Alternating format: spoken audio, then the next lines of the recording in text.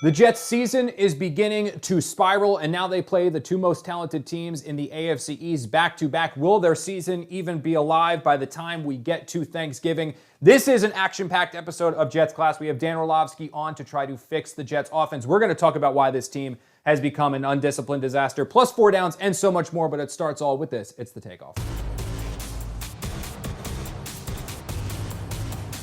Look, I don't like being right. Okay, that's a lie. I absolutely love being right. But that doesn't make it any less maddening that what I told you was going to happen after the Jets barely beat the Giants. Sorry. What I told you was going to happen after the Jets barely beat the Giants was going to catch up with them. You simply can't withstand the number of penalties that this team is... Withstand the number of penalties that this team is committing and expect to continually win football games. Guys, stop the clock. I just got to try to get through this with these flags everywhere. Look, over the last 5 games, the Jets have been penalized 50 times for 383 yards. Against the Raiders, it was 8 penalties for 83 yards. Guys, there's another one. 8 penalties for 83 yards. This team has become an undisciplined mess, and they are not talented enough to be penalized this much and expect to win football games. Their season is beginning to slip away because they are giving away yards. They are giving away big times because flag after flag after flag keeps getting thrown against this team. It is on Robert Saleh, Nathaniel Hackett, and Jeff Ober to get this team back together. Otherwise, this season, it's going to be turned away because it's already a struggle enough with the Jets' issues on offense to try to win football games. You add giving away yards into the mix, this team's got no chance on the weekends.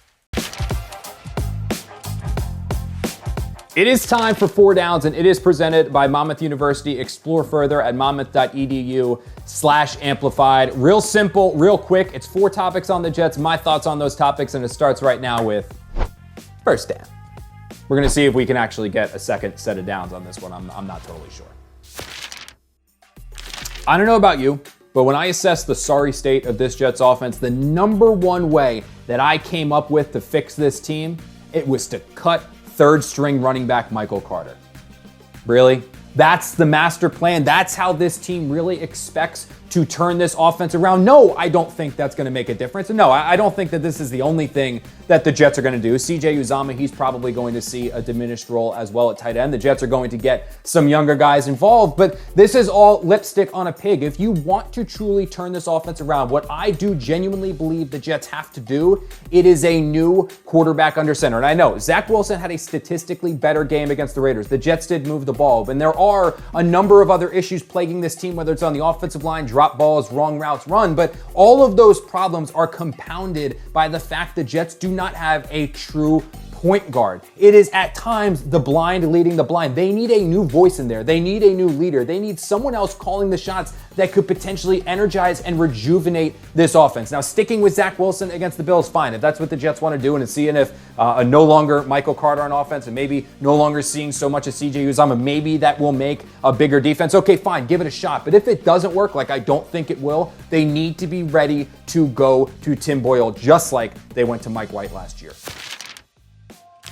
Michael Carter is gone, and his third down reps need to be handed to Breece Hall. We saw what this guy could do with the ball in his hands as a weapon, as a receiver, when he took that short pass all the way down the field for a touchdown against the Giants. He nearly did the same thing against the Raiders. This guy is a home run hitter whenever he has the ball in space, so design and orchestrate ways to get him the ball in space. I don't know why he comes off the field on third down. Maybe he needs a breather, but if he has his stamina up, if he is ready to go, keep him on the field in those situations, because this offense that is in a historically bad rut, they need to get out of it, and they're only going to get out of it by getting the ball in the hands of their most explosive playmakers, and that starts with Breece Hall any way possible.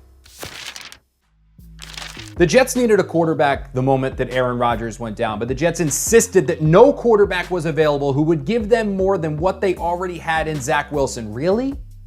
Let me read off these numbers for mystery quarterback number 1. 62.8 completion percentage, 8 passing touchdowns, 5 interceptions, an 81.2 quarterback rating with an additional 3 rushing touchdowns on a team that is terrible. A 67.2 completion percentage, 3 passing touchdowns, 0 interceptions, an additional 2 rushing touchdowns on the ground, and a 2-0 record as a quarterback.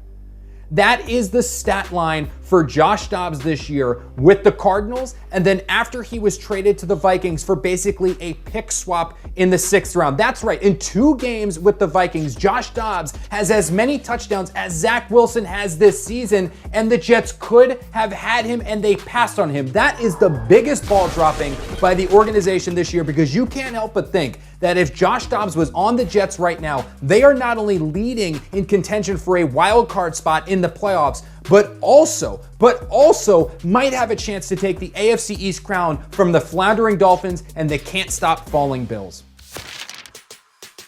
We talked Zach Wilson, we talked Aaron Rodgers, now it's... Really? I guess we're just punting. Very special guest here on this episode of Jets Class to give us a little X's and O's breakdown. It is ESPN NFL Analyst superstar Dan Orlovsky. Dan, I was just joking with you a little bit before. I swear, man, I see you everywhere now. I've caught you on Pardon My Take. I caught you on the McAfee show. I see you on Get Up. I see you everywhere. What's the career journey been like post-NFL life for you, man? Because it seems like you are on a rocket ship right now. I've been super fortunate, man, being around good people and have helped me and whatnot. So I'm just enjoying it, trying to do it the right way with the right people. So it's been good, dude. It's been awesome. We're gonna put you right here under the fire and flame. This is a Jets show. So, in your opinion, what is wrong with this Jets offense? Yeah. It's not a situation where there's a singular thing. I'll go straight to Zach Wilson. Zach is not good enough or dynamic enough or like confident enough to overcome deficiencies. And I honestly believe this, kind of like he's doing the best he can to just try to play mistake-free. Don't be the reason my team loses the game. Let's let our defense try and keep us in and or win the games. And a big part of me believes that that's the best way, or probably the best way to go about it. But you can do that if, hey, we're running the ball really well, or we're really good at situational football, or we're going to major in these play actions to get us 3 or 4 explosives a game. But they're lacking all those other variables or entities to allow a quarterback to play that way. When you live in that world, you have to be elite at 2 things. You got to be awesome on 3rd downs, because if you get to 3rd and 3, it's great, unless you don't convert 3rd and 3. And then you got to be elite in the red zone, and that's where they're extremes when it's come to struggling. So, like, I think it's an offense that's too stagnant for their quarterback right now, and for all their people, not just Zach. You mentioned it a little bit too with scheme and with play calling. Is this one too where you're not sure if Nathaniel Hackett's necessarily putting the guys in the right position to have success, or is this one where it's just you're so hamstrung by the quarterback and some of the line problems that it's basically, hey, he's just as handcuffed as the rest of the guys? Yeah, I think it's a little bit of both. Would I like more to help the guys? 100%. I remember when the injury happened, I said they need to go across and look at what the Giants did last year with Daniel Jones. They committed to protecting him, so it was heavy play action, 7, 8-man protection. And did that minimize some of their offense? Totally. But it allowed for 2 or 3 plays a game to get 20, 25-yard throws, and it took away, like, oh my gosh, you got to do something with the ball now because the protection can't hold up. There's more that can be done. I don't think that they can become the St. Louis Rams of the early 2000s, late 90s. Now, how hard is it, Dan, too? Because it's very clear that this offense was designed for air.